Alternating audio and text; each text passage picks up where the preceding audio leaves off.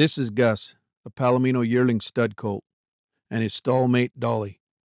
This is the beginning of his halter training, and I've got Dolly in here on purpose. It lets me work two horses at the same time, and actually, they learn more together than they do apart. I'll get into that more in part 2 when we talk about buddy sour or separation anxiety. Today, I'm only teaching one lesson: sensitivity in a specific direction. And I stay on that until I get acceptance.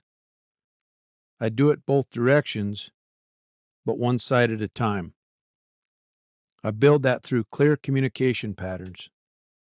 I position myself at a specific angle, apply light pressure, and give them 4 seconds to respond.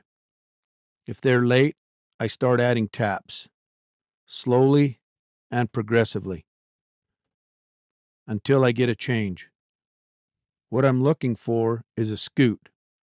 That's an alpha scoot, and I release on that.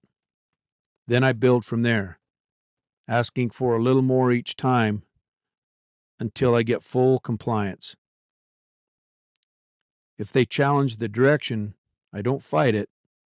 I just restart the command. Same angle, same pressure, same expectation. And I keep that restart right in time with the mistake. That's what teaches them. That direction is not the answer.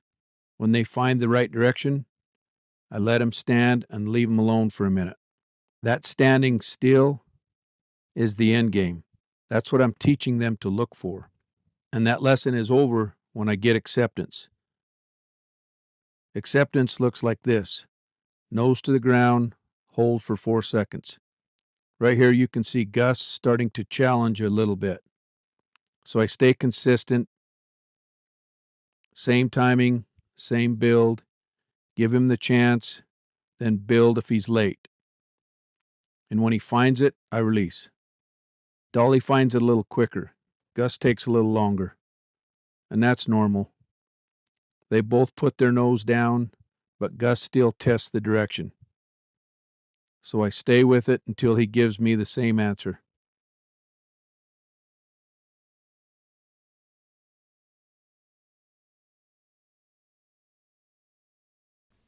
Right here, they both put their nose down, and Gus finally accepted direction.